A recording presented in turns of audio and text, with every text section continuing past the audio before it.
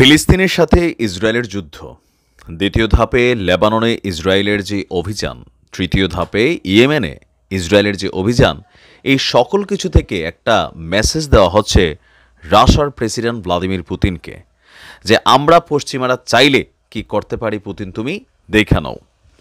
সর্বশেষ একটা আপডেট ছিল যে ভ্লাদিমির পুতিন পশ্চিমা রাষ্ট্র, বিশেষ করে যুক্তরাষ্ট্র এবং যুক্তরাজ্যকে হুঁশিয়ারি দিয়েছিল, তোমরা যদি ইউক্রেনের হাতে দূরপাল্লার ক্ষেপণাস্ত্র তুলে দাও তাহলে পারমাণবিক হামলার জন্য প্রস্তুতি নেবে রাশিয়া। আর এই বক্তব্যের পরে ন্যাটো পাল্টা জবাব দিল, ফিনল্যান্ড এবং রাশিয়ার সীমান্তেই ন্যাটো তাদের সামরিক ঘাঁটি গড়তে যাচ্ছে, যেটা রাশিয়ার জন্য এই মুহূর্তে হুমকি স্বরূপ। তো যারা সামরিক বিশ্লেষক আছেন তারা বলছেন যে তৃতীয় বিশ্বযুদ্ধ, ভবিষ্যৎবাণী একজন করছিল যে 2025-এ তৃতীয় বিশ্বযুদ্ধ হবে, আর তারই প্রেক্ষাপট আমরা হয়তো দেখতে পাচ্ছি। আর এই সকল কিছুকে বিবেচনায় রেখে রাশিয়া কঠিন এক সিদ্ধান্ত নিয়েছে, নিজেদের সেনাবাহিনীতে এই প্রথম এক ধাপে এত মানুষ তারা নিয়োগ দিচ্ছে। বিশ্লেষকরা বলছেন যে রাশিয়া বেসিক্যালি তৃতীয় বিশ্বযুদ্ধের জন্য নিজেদের সামরিক শক্তিকে অনেক গুণ বৃদ্ধি করেছে, এবার হচ্ছে সৈনিকের সংখ্যাটাকে আরও বৃদ্ধি করতে যাচ্ছে। দর্শক, নতুন করে এক ধাপে 1,33,000 নতুন সেনা নিয়োগ দিচ্ছে রাশিয়া। আর এই নিউজটা আসার পরপরই পশ্চিমারাও বলছে যে রাশিয়া বেসিক্যালি তৃতীয় বিশ্বযুদ্ধেরই প্রস্তুতি নিচ্ছে, কারণ পরিস্থিতি খারাপের দিকে যাচ্ছে। আর অলরেডি এই একটা খসড়াতে এই নিয়োগের জন্য সই করেছেন প্রেসিডেন্ট পুতিন। আর এবছরের শেষ নাগাদ, মানে আমরা যদি ধরি আনটিল ডিসেম্বর, 15 লক্ষ সক্রিয় সেনা নিয়োগের যে লক্ষ্যমাত্রা, সেই লক্ষ্যমাত্রা নির্ধারণে 2 সপ্তাহ পর একটা বড় ধরনের সিদ্ধান্ত, খসড়া চুক্তি হলো বা খসড়া সাইন করা হলো। খসড়া অনুযায়ী চলতি শরৎ এবং শীতে, মানে এই আগামী 2-3 মাসের মধ্যেই 1,33,000 তরুণকে নিয়োগ দিবে প্রতিরক্ষা মন্ত্রণালয়। 18 থেকে 30 বছর বয়সী 1,33,000 রুশ নাগরিককে 2024 সালের আজকে থেকে 31শে ডিসেম্বর পর্যন্ত সামরিক বাহিনীর জন্য ডেকে আনা হবে।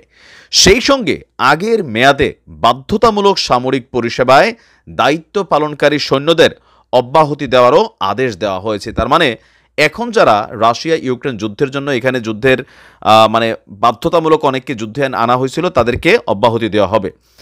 মস্কো টাইমসের এক প্রতিবেদন বলছে 18 থেকে 30 বছর বয়সী সমস্ত রাশিয়ান পুরুষদেরকে মৌলিক সামরিক প্রশিক্ষণ অর্জন বাধ্যতামূলক করা হয়েছে। এটি না মানলে কেউ 2 বছর পর্যন্ত কারাদণ্ড পেতে পারে। পশ্চিমা রাষ্ট্রগুলো, আমি যে দেশে থেকে, এখানেও কিন্তু সেম আইন আছে। আপনার বয়স 18 হলে আপনাকে বাধ্যতামূলক 2 বছরের সামরিক ট্রেনিং নিতে হবে, একদম প্রফেশনাল একটা আর্মি। এই 2 বছর ট্রেনিং শেষে আপনি চাইলে সরাসরি আর্মিতে একজন সক্রিয় সেনা হিসেবে জয়েনও করতে পারেন, আবার আপনি চাইলে আপনি ব্যবসা বাণিজ্য, পড়ালেখা সেগুলোতে মনোনিবেশ করতে পারেন। এইটা বেসিক্যালি করা হয় উন্নত বিশ্বে নিজেদের দেশের ভবিষ্যৎ নিরাপত্তার কথা চিন্তা করে। যদি কখনো যুদ্ধ লাগা যায়, আমার হাতে হঠাৎ করে এখন একটা LMG দিলে আমি জানতাম এটা কেমনে চালায়। 303 একটা বন্দুক দিলে আমি কইতে পারবো না যেটা আসলে কিভাবে রিফিল করে বা কি করে। তো সেই কারণে যুদ্ধ লাগলে আমরা বসে বসে ফেসবুকে শেয়ার ছাড়া আর ভিডিও বানানো ছাড়া কাজে দিবে না। কিন্তু পশ্চিমা রাষ্ট্রের যে নাগরিকরা আছেন তারা সবাই ট্রেন আপ, জাস্ট হচ্ছে যুদ্ধ লাগলে 2 দিনের ট্রেনিংয়েই তারা তাদের পুরনো জিনিসগুলোকে আবার রিমেমোরাইজ করতে পারবে।